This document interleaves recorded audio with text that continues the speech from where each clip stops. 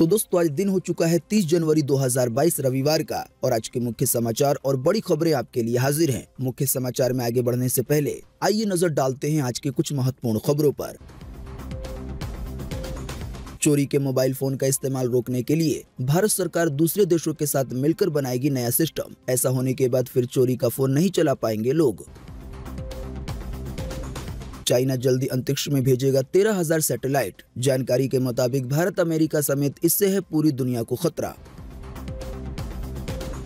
जल्दी petrol diesel के भराने को लेकर लागू होने वाला है नया नियम। अगर नहीं होगा पोल्यूशन सर्टिफिकेट तो गाड़ियों में नहीं भरा जाएगा फ्यूल।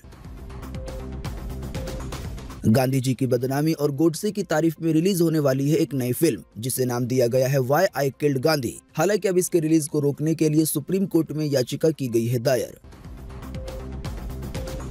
ओमिक्रॉन के बाद कोरोना के एक और नए वेरिएंट की आई है खबर। जानकारी के मुताबिक यह है इतना खतरनाक कि इससे अगर 10 लोग संक्रमित होंगे तो 3 लोगों की हो सकती है मौत। इस नए वेरिएंट का नाम है नियोकोव।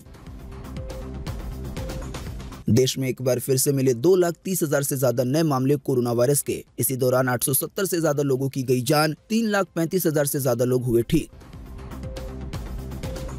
आज 30 जनवरी 2022 को है गांधी जी की पुण्यतिथि, यानी आज ही के दिन गांधी जी को गोली मार के शहीद किया गया था। सभी एंड्रॉयड स्मार्टफोन चलाने वालों के लिए फिर आ गया है नया खतरा। बराता नाम के मेलवेयर यानी कि वायरस के कई और वेरिएंट आए हैं सामने, जो आपके बिना जानकारी के ही आपके फोन का सारा डाटा कर सकता है डिलीट। साथ ही आपके बैंकिंग के पासवर्ड वगैरह को भी कर सकता है पता। हालांकि राहत की बात यह है कि इससे बचने का तरीका भी आया है सामने। अभी इसकी पूरी जानकारी देंगे विस्तार से। बाकी इसके अलावा भी आज के मुख्य समाचार में है कई बड़ी खबरें, तो इसी की वजह से वीडियो को थोड़ा सा भी ना भगाएं और देखें ध्यान से आखिर तक, ताकि कोई भी जानकारी मिस ना हो। वीडियो में बढ़े आगे इससे पहले बस आपसे एक छोटी सी रिक्वेस्ट है कि वीडियो को लाइक कर दे और शेयर कर दे, क्योंकि आपका लाइक और शेयर करना ही होता है हमारी मेहनत का फल। तो आइए बिना देर किए चलते हैं सीधे आज की पहली बड़ी खबर की तरफ।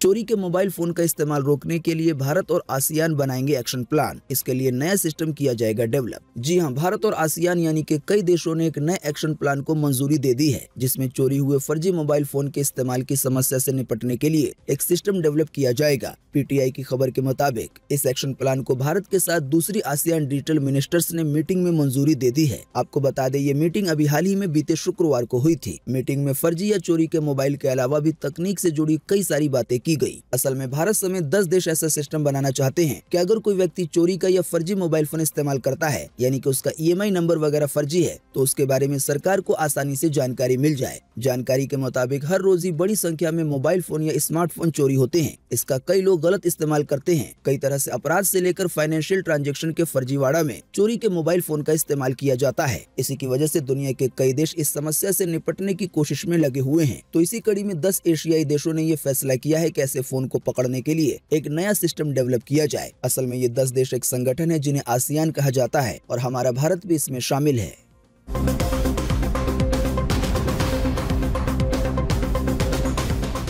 चाइना जल्दी अंतरिक्ष में भेजेगा 13,000 सैटेलाइट। भारत अमेरिका समेत पूरी दुनिया को हो सकता है इससे खतरा। जी हां, चाइना एक ऐसे मिशन को अंजाम देने की तैयारी कर रहा है जिससे भारत समेत पूरी दुनिया पर जासूसी का खतरा मंडरा सकता है। जानकारी के मुताबिक एक मेगा कॉन्स्टेलेशन मिशन में चाइना अंतरिक्ष में लगभग 13,000 सैटेलाइट लॉन्च करेगा, जो पूरी पृथ्वी के लोअर ऑर्बिट का चक्कर लगाएंगे। आसान सी भाषा में कहें तो चाइना के ये 13,000 सैटेलाइट सालों के 24 घंटे पूरी दुनिया का चक्कर लगाते रहेंगे। तो इसी की वजह से ये अनुमान लगाया जा रहा है या शक किया जा रहा है कि इतने सारे सैटेलाइट का इस्तेमाल करके चाइना कई देशों की जासूसी कर सकता है। हालांकि इस मामले में दूसरी तरफ चाइना का कहना है कि ये मिशन उसके 5G इंटरनेट रोल आउट का एक हिस्सा है। यानी चाइना ये कहना चाह रहा है कि वो अपने देश में 5G तकनीक को बेहतर करने के लिए इसका इस्तेमाल करेगा। इन सैटेलाइट के जरिए चाइना के शहरों के अलावा ग्रामीण क्षेत्रों में भी इंटरनेट की अच्छी सुविधाएं मिल पाएंगी। हालांकि चाइना के इस बयान के बावजूद भी दूसरे कई देशों को ये शक है कि चाइना इतने सारे सैटेलाइट का इस्तेमाल जासूसी के लिए भी कर सकता है।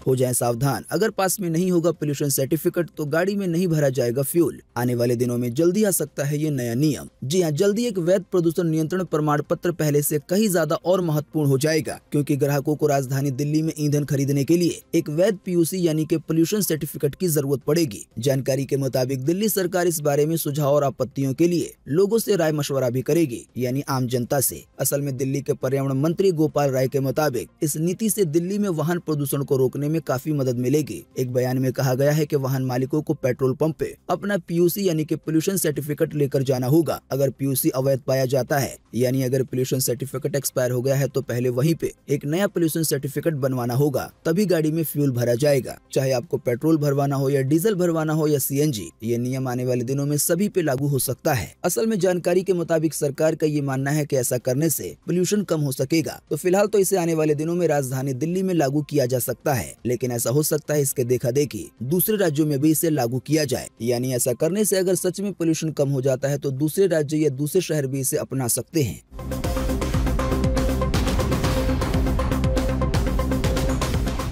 Why I killed Gandhi film पे चल रहा है विवाद। फिल्म की रिलीज पे चुनाव तक रोक लगाने की गई है मांग। जी हाँ, महात्मा गांधी की डेथ एनिवर्सरी पर यानी कि आज 30 जनवरी को ओटीटी प्लेटफॉर्म लाइमलाइट पे रिलीज होने वाली film why I killed Gandhi पे रोक लगाने के लिए सुप्रीम कोर्ट में एक याचिका दायर की गई है। याचिकाकर्ता सिकंदर बहल ने सभी ऑनलाइन प्लेटफॉर्म से इस विवादित फिल्म के सभी कंटेंट हटाने की मांग की है। इसी बीच भारतीय युवा कांग्रेस ने भी निर्वाचन आयोग से आग्रह किया है कि 5 राज्यों के विधानसभा चुनाव को पूरा होने तक व्हाई आई किल्ड गांधी जो फिल्म है इसकी रिलीज पे रोक लगाई जाए। तो दोस्तों, हो सकता है अब आपके मन में ये सवाल आ रहा होगा कि आखिर इस फिल्म में ऐसा क्या है। तो ताज़ा जानकारी के मुताबिक आपको बता दें, याचिका में कहा गया है कि अगर फिल्म के रिलीज और एग्जीबिशन को नहीं रोका गया तो ये राष्ट्रपिता महात्मा गांधी की छवि को अपूरणीय रूप से खराब करेगी, साथ ही में अशांति और नफरत का कारण बनेगी। असल में बात यह है कि फिल्म के 2 मिनट 20 सेकंड के ट्रेलर में भारत के विभाजन और पाकिस्तान में हिंदुओं के खिलाफ अत्याचार के लिए महात्मा गांधी को दोषी ठहराने की कोशिश की गई है। आपको जानकर हैरानी होगी कि महात्मा गांधी की हत्या को सही ठहराने की भी कोशिश की जा रही है। वैसे आप नहीं जानते तो आपको बता दें कि महात्मा गांधी की हत्या 30 जनवरी 1948 को नाथूराम गोडसे ने की थी और अब आज ही की तारीख यानी कि आज ही के दिन फिल्म के रिलीज की डेट फाइनल की गई है। अब देखना यह है कि निर्वाचन आयोग या कोर्ट वगैरह इस पे रोक लगाता है या नहीं।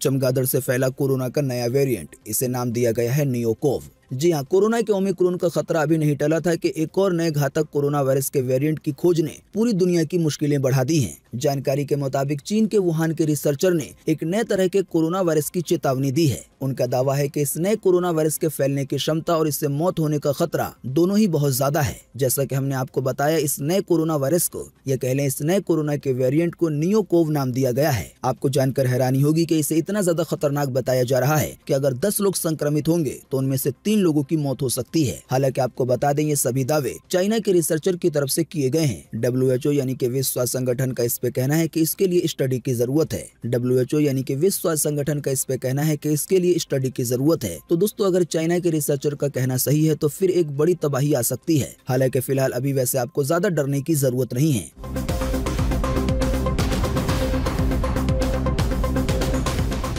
देश में एक बार फिर से मिले 2,30,000 से ज्यादा नए मामले कोरोना वायरस के। इसी दौरान 870 से ज्यादा लोगों ने गंवाई है अपनी जान। जी हाँ, बीते रोज लगभग 24 घंटे में एक बार फिर से 2,35,000 से ज्यादा नए मरीज मिले हैं कोरोना वायरस के। इन नए मरीजों के मिलने के बाद अब भारत में कोरोना वायरस के टोटल मरीजों की संख्या 4,08,58,241 हो गई है। साथ ही आपको बता दें, इन टोटल मरीजों में से अभी तक 4,93,198 लोगों की जान जा चुकी है। जब से भारत में कोरोना की शुरुआत हुई है तब से लेकर अब तक। साथ ही आपको बताते चले कि बीते रोज भी लगभग 24 घंटे में 870 से ज्यादा लोगों ने अपनी जान गंवाई है कोरोना वायरस की वजह से। हाँ, लेकिन अच्छी बात ये रही कि बीते रोज लगभग 24 घंटे में 3,35,000 से ज्यादा लोग ठीक भी हुए हैं। ठीक होने वाले टोटल लोगों की संख्या अब 3,83,60,710 हो गई है। यानी कि इतने सारे लोग टोटल मरीजों में से ठीक हो चुके हैं। तो बाकी इसके अलावा जो लोग बचे हैं, जिन लोगों का अभी भी इलाज चल रहा है, तो उनकी संख्या अब हमारे भारत में 20,04,333 हो गई है।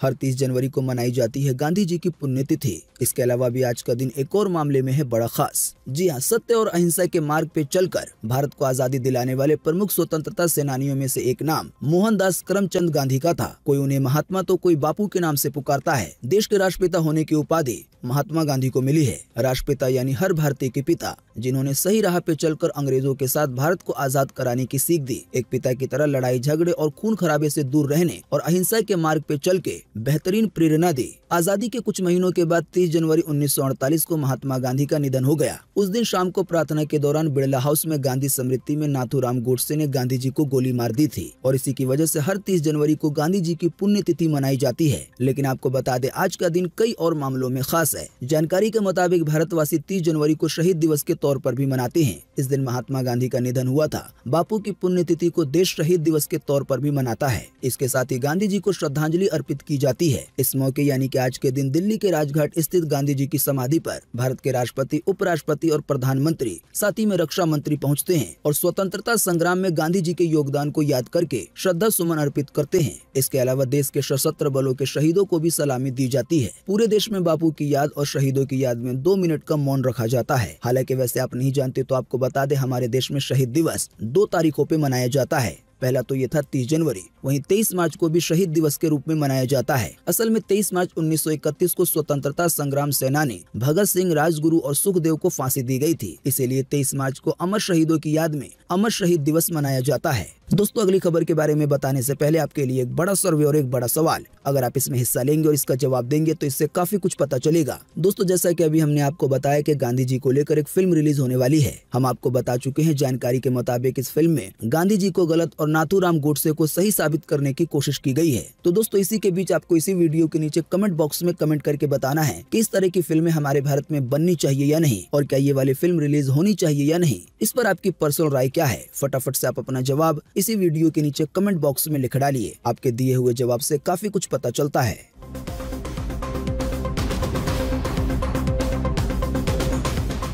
सभी एंड्रॉइड स्मार्टफोन चलाने वालों के लिए आई है महत्वपूर्ण खबर। आपके बैंक अकाउंट को सेकंडों में खाली कर सकता है ये मेलवेयर यानी कि ब्राता वायरस। जी हाँ, बैंकिंग मेलवेयर ब्राता एक बार फिर से एक्टिव हो गया है। मेलवेयर को आप आसान सी भाषा में वायरस भी कह सकते हैं, जो कि फोन के लिए बड़ा घातक होता है। जानकारी के मुताबिक ये मेलवेयर इतना तेज है कि यूजर की जानकारी के बिना उसके फोन का सारा डेटा डिलीट कर सकता है। साथ ही ये मेलवेयर आपके बैंक अकाउंट पे पल पल की नजर रख सकता है। जिस तरह से कोरोना वायरस में कई तरह के वेरिएंट है, इसी तरह से ब्राता में भी कई तरह के वेरिएंट है, जैसे ब्राटा A, B, C। जानकारी के मुताबिक ब्राटा भी फोन की फैक्ट्री रीसेट करने में माहिर है। अगर आपके फोन में कोई बैंकिंग ऐप है तो ये उसका लॉगिन, पासवर्ड और आईडी वगैरह चोरी कर सकता है। इसके अलावा जो ब्राटा का C वेरिएंट है, ये यूजर के फोन में एक अन्य मेलवेयर ऐप को इंस्टॉल कर सकता है। यानी कि ब्राटा मेलवेयर का C वेरिएंट अपने आप ही एक नया ऐप आपके फोन में इंस्टॉल कर देगा। इन सभी बातों को सुनने के बाद सबके मनों में यही सवाल होगा कि आखिर इससे कैसे बचा जाए। तो अमरउजाला.com पे जो जानकारी दी गई है उसके मुताबिक इस ऐप से बचने का एक ही तरीका है। अपने फोन की प्राइवेसी सेटिंग में जाएं और चेक करें कि आपने कौन कौन से ऐप को किस चीज का एक्सेस दिया हुआ है। चेक करने के दौरान अगर ये पता चलता है कि किसी ऐप के पास अगर आपके पूरे फोन का एक्सेस है तो उससे सावधान रहने की जरूरत है। अपनी सुविधा के अनुसार ऐप को आप डिलीट भी कर सकते हैं। इसके अलावा अगर आपके फोन के फाइल मैनेजर में कोई फोल्डर अपने आप ही बन गया है जिसके बारे में आपको जानकारी नहीं है तो उसे डिलीट कर दें, और साथ ही में उस फोल्डर से जुड़ा कोई ऐप है तो उसे भी डिलीट कर दें। इसके अलावा सभी तरह के वायरस से बचने के लिए एक थंब रूल है कि कभी भी आप किसी अनजान लिंक पे क्लिक ना करें,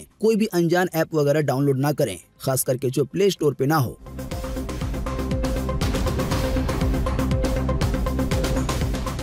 आज 30 जनवरी को पूरे देश में ये रहेगा मौसम का हाल। मौसम विभाग ने जारी किया है मौसम का पूर्वानुमान। जी हाँ, मौसम विभाग के अनुसार अगले 24 घंटे के दौरान यानी कि आज 30 जनवरी को पश्चिमी हिमालय के ऊपरी इलाकों में हल्की बारिश के साथ बर्फबारी की संभावना है। इसके अलावा तटीय तमिलनाडु में, रॉयल सीमा में, केरल में और लक्षद्वीप के भी अलग अलग हिस्सों में आज बारिश हो सकती है। इसके अलावा राजस्थान और मध्य प्रदेश के अलग अलग हिस्सों में शीतलहर की स्थिति जाहिर की गई है, यानी कि काफी ठंडी हवा चल सकती है। इसके अलावा पूर्वी उत्तर प्रदेश और बिहार के कुछ हिस्सों में शीत दिवस की स्थिति देखी जा सकती है, यानी कि आज का दिन काफी ठंडा रह सकता है। मौसम की ये जानकारी थी स्काईमेट वेदर की तरफ से।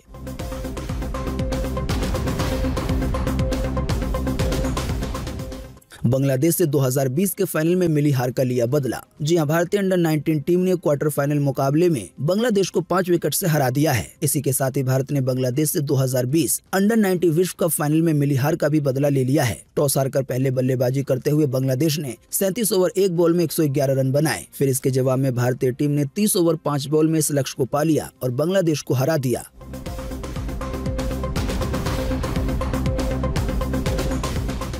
व्हाट्सएप लॉन्च करने वाला है एक और नया ऐप आईपैड के लिए। आइए बताएं इससे जुड़ी ज्यादा जानकारी। जी हां, मेटा यानी कि फेसबुक के स्वामित्व वाले इंस्टेंट मैसेजिंग ऐप यानी कि व्हाट्सएप इस बार कोई नया अपडेट नहीं बल्कि एक नया ऐप लॉन्च करने वाला है। रिपोर्ट में दावा किया जा रहा है कि व्हाट्सएप जल्दी आईपैड के लिए एक नया ऐप लॉन्च करेगा। आसान सी भाषा में कहें तो आईपैड के लिए एक अपना व्हाट्सएप ऐप होगा। तो दोस्तों, आज 30 जनवरी 2022 की यही मुख्य समाचार और बड़ी खबरें थी। उम्मीद करते हैं इससे आपको काफी कुछ जानकारी मिली होगी। हम बस इसके बदले में आपसे इतना ही चाहते हैं कि आप इस वीडियो को लाइक कर दें और शेयर कर दें, क्योंकि आपका लाइक और शेयर करना ही होता है हमारी मेहनत का फल। वीडियो देखने के लिए आपका बहुत बहुत धन्यवाद। Thanks for watching.